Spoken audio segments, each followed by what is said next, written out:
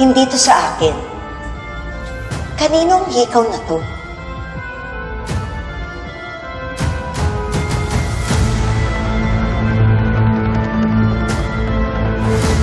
Hindi ko mahanap yung kapares ng earrings ko. Nahulog ko yata somewhere. Sa hotel o sa office mo. Hindi ko na malayan. Sa kakaproblema ko kay Megan, hindi ko na maalala. Kung meron mang dapat sisihin dito, ay si Jenny. Jenny? Mama? Bakit? Anong ginawa mo kay Jenny? Huwag mo namang sabihin sinaktan mo na naman siya. Ha? I'm warning you. You better stay away from her. O baka tayong magkaproblema. Mama, don't worry. Wala akong ginagawa sa apo ninyo. Kami na nga yun ang agrabyado eh. So what do you want me to do? Abandon my granddaughter? Look, mahal ko si Megan, hindi na magbabago yun. Pero wag mo namang ipagkait sa akin na mapalapit ako kay Jenny. She's still Dio's daughter. Wala siyang kasalanan sa ginawa ni Dio at ni Minchi, kaya please spare her. Wag mo na siyang idadamay. All I want, ilaan kong nalalabig kong mga araw sa aking mga apo. At sana nga mapag-ayos ko sila bago ako mawala dito. After all, alam ko yan din ang gusto ni Dio.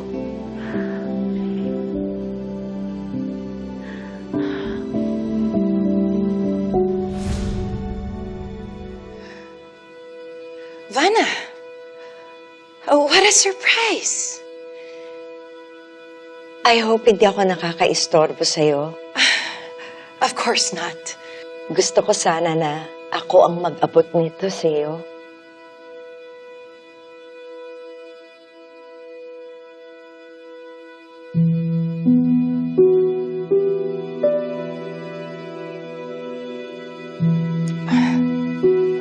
Wow.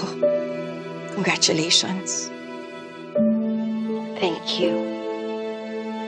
I really want you to be there. I know things have been awkward. Lalo na itong mga nakaraang araw because of Jenny. Pero ayoko masira yung friendship natin because of that. You're still my friend, Dara. I'm glad that you still feel that way. Naaalala mo pa ba noon? Ikaw ang lagi kong tinatakbuhan kapag meron akong problema kay Freddie. You always knew how to calm me down. Kaya nga ako pupunta dito eh. Please sit down.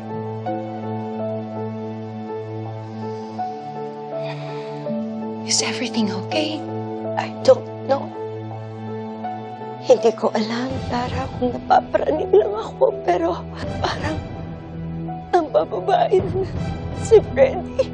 Hindi ko alam kung ano pa yung kulang sa akin. May kulang ba sa akin? Don't say that. Don't say that. Walang kulang sa'yo, Vanna. Kaya importante, itong 15th year anniversary na ito. Sana maayos ang lahat.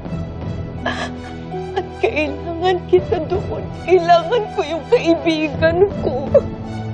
Kailangan ko yung kaibigan ko.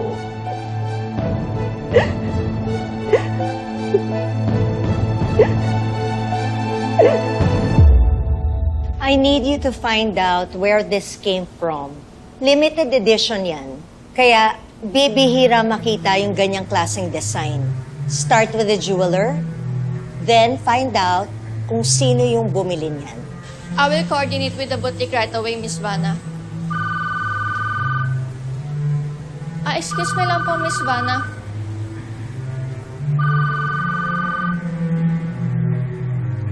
Freddie, malalaman ko rin kung sino yung babae mo.